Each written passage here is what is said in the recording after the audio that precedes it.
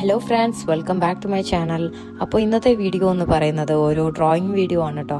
ഒരുപാട് കാലങ്ങളായിട്ട് ഒരു ഡീറ്റെയിൽഡ് ഡ്രോയിങ് വീഡിയോ ചെയ്തിട്ട് അപ്പോൾ ഇന്ന് ഒരു കളർ പെൻസിൽ പോർട്രേറ്റ് വരയ്ക്കാമെന്ന് കരുതി. അപ്പോൾ ഇന്ന് ഞാൻ വരയ്ക്കുന്നത് ഇൻസ്റ്റാഗ്രാം ഇൻഫ്ലുവൻസർ ആയിട്ടുള്ള ഷാവോയ്സ് എന്ന വ്യക്തിയാണ്. ഇതൊരു കമ്മീഷൻ വർക്കാണ് കേട്ടോ. ഈ ചിത്രം വരയ്ക്കാൻ ഞാൻ യൂസ് ചെയ്യുന്നത് ഡോംസിൻ്റെ കളർ പെൻസിലും അതുപോലെ ഡോംസിൻ്റെ തന്നെ സ്കെച്ച് ബുക്കും നോർമൽ പെൻസിലും ആണ് ഔട്ട്ലൈൻ വരയ്ക്കാൻ വേണ്ടി യൂസ് ചെയ്യുന്നത്.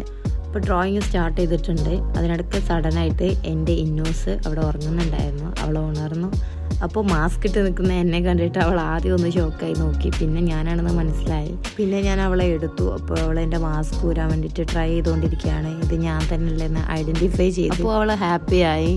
എന്താ ചെയ്യുക, ഇതിനെ ഡ്രോയിങ് ചെയ്യാൻ സമ്മതിക്കുന്നില്ല. അപ്പോൾ ഒരു ബ്രേക്ക് ഇട്ടിട്ട് വരാം. ഓക്കെ ഫ്രണ്ട്സ്, അപ്പോൾ ഇനി നമുക്ക് ഔട്ട്ലൈൻ വരച്ച് കംപ്ലീറ്റ് ആക്കാം.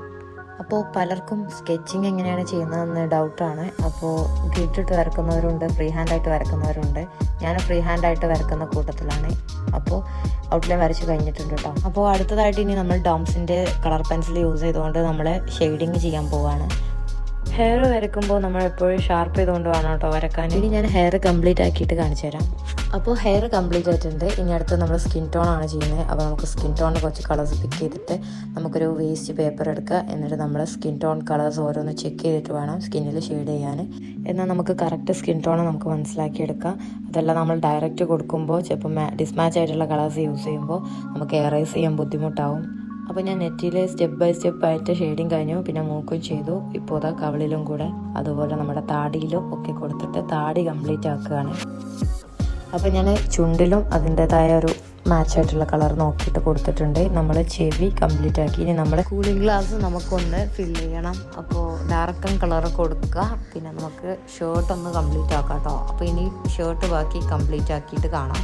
നെക്സ്റ്റ് ഹൈലൈറ്റ് ആണ്. അതിനുവേണ്ടി വൈറ്റ് ജെൽ പെന്നും white pencil mono zero eraser ഉപയോഗിച്ചിട്ട് ഹൈലൈറ്റ് കൊടുത്തു. അപ്പോൾ നമുക്കിനി ഫൈനലായിട്ട് ഷർട്ടും കൂടെ കംപ്ലീറ്റ് ആക്കാം. അപ്പോൾ ഇനി എല്ലാം കഴിഞ്ഞിട്ടുണ്ട്. ഇനി നമുക്കൊരു സിഗ്നേച്ചർ ഇടുന്നതും കൂടെ ഉള്ളൂ. അപ്പോൾ സിഗ്നേച്ചർ ഇട്ടിട്ട് ഞാൻ കാണിച്ചു തരാം. സിഗ്നേച്ചർ കഴിഞ്ഞു. ഇതാണ് ഫൈനൽ ലുക്ക്.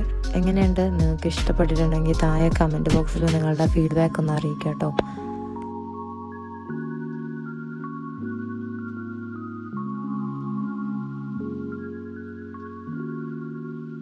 ഫ്രണ്ട്സ്, അപ്പോൾ ഇന്നത്തെ എൻ്റെ വീഡിയോ ഇത്രയേ ഉള്ളൂ. അപ്പോൾ ഈ വീഡിയോ ഇഷ്ടപ്പെട്ടിട്ടുണ്ടെങ്കിൽ എല്ലാവരും ഒന്ന് ലൈക്ക് ചെയ്യുക. അതുപോലെ എൻ്റെ ചാനൽ ഒന്ന് സബ്സ്ക്രൈബ് ചെയ്ത് കൂടെയുള്ള ബെൽ ബട്ടൺ ക്ലിക്ക് ചെയ്യാൻ മറക്കരുത്. പിന്നെ മാക്സിമം ഒന്ന് ഷെയർ ചെയ്യുക, അതുപോലെ കമൻറ്റ് ചെയ്യുക. അപ്പോൾ ഇനി അടുത്ത വീഡിയോയിൽ കാണാം. അതുവരേക്കും ടാറ്റാ, ബൈ.